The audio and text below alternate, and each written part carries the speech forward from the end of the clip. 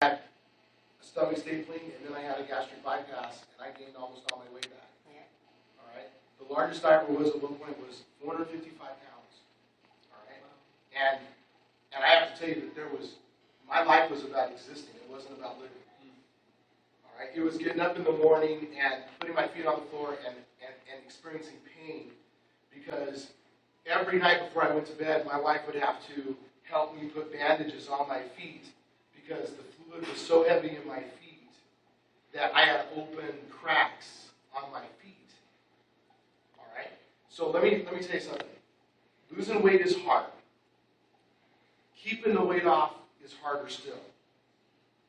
But being obese, weighing 400 pounds, there isn't anything harder than that.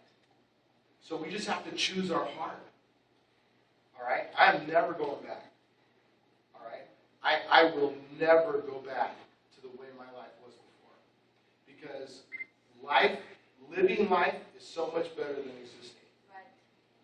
All right? There's times that I'm out here and I will get on, I do a lot of spinning because my knees, I just can't take the pounding, running and doing a lot of that, but I still need to get my heart rate up. So in the gym that I go to, we have spin bikes and we have a spinning class. And I'm able to be in there, and there's times I'm in the middle of spin class, and there's all these young people around me, and especially in Southern California, it's like all the hard bodies and everything. Here I am, the old guy, but I just get emotional because 2 years ago I couldn't move. All right, and all of a sudden I'm in a class and I'm moving as fast as I possibly can move, and my heart's racing, and it feels great because my body is functioning the way that God intended it to function, and the blood is flowing, and the oxygen's flowing, and the muscles are being used, and it feels incredibly great. All right? It is hard. The first workout that we had when we went on the ridge, because on the ranch we ran a 5K, and then we got Austin and I chose to go somewhere else. Okay. Austin and I chose to go somewhere else. Austin and I chose to go somewhere else, and we ended up at the Biggest Loser Resort at Fitness Ridge. And in that first workout, I didn't make it. I woke up to my feet in buckets of ice and an ice wrap around my neck because I was so large. The larger guys, they gave us little round balls. The young guy didn't have to take it.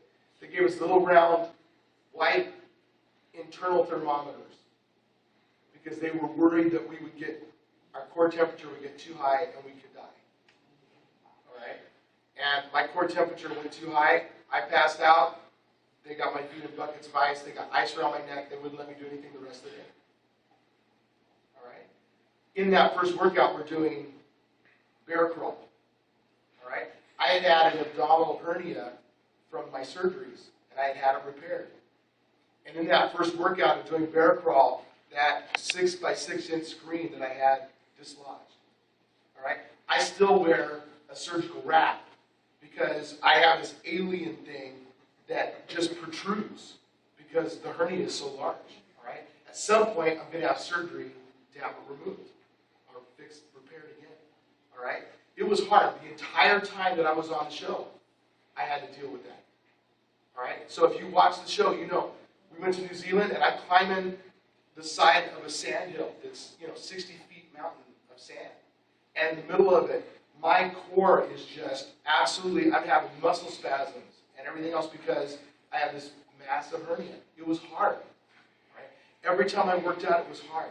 Every time I do plank, it's hard. All right? I will never look like Mr. Universe. I have so much skin I could outfit a bird wart. But it isn't about how I would look with my shirt off. There's a reason when we're on the show that they put shirts back on people when they get towards the end. It's because you don't look great with your shirt off because you got too much skin. But I have to tell you what, it isn't about how I look with my shirt off. It's about being healthy and be able to live my life. It's about going to the doctor. Last time I went to the doctor about 4 weeks ago, having my blood test, having my blood pressure checked, and instead of being on the 11 medications I was on 2 years ago, I'm on one. Right? I feel great. So I'm trying to encourage you. It isn't about looking perfect. Because the truth is, I'm 50 years old.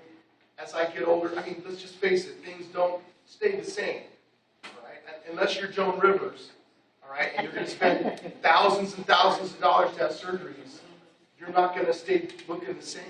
But it's about feeling good and being healthy and being active with our children, being active in our community, and being able to do what we want to do physically, and not have to be put in a position where all we do is exist day to day. I don't know about you. I don't want to exist. I want to live. And when I first went on the show, I didn't have hope. The fact that you're here means you have hope. All right? I went on the show because I wanted my son to not have the life I have. And it wasn't until a few weeks after being there that I started to believe that I could actually change my life.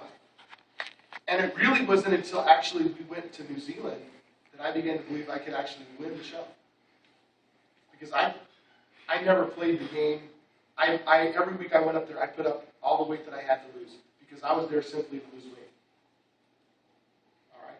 I was the only man on the show, and I should check the ladies because it may be true for the women too, where my greatest weight loss happened in the middle of the show and not the first week. Because the first few weeks, I couldn't do a whole lot. But I got determined. I was the tortoise. All right? I would do the best I could to do the impact stuff, but the truth is I would walk between 12 and 16 miles a day to stay on that show and to continue to lose the weight.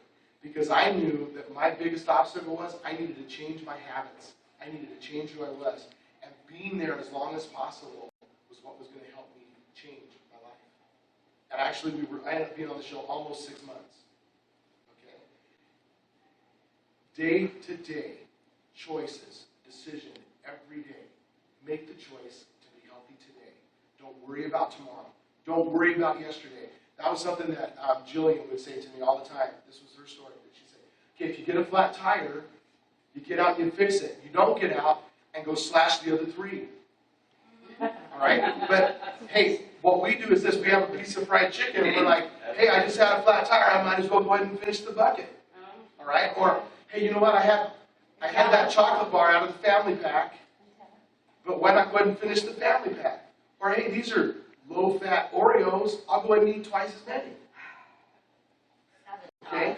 And, so you know what? Instead of buying the family pack chocolate, go buy one chocolate bar, take it home. Don't eat it in the car. Take it home and enjoy it. But don't eat the whole family pack. This is about making choices and about living balanced and about living and not existing. Okay? So anyways, I'm telling you what, my life is transformed and it still is continually transforming. And I know I hear all these stories of people that are losing weight and doing stuff. It's great. You know what? You didn't have to go on the show and have, some trainer screaming at you and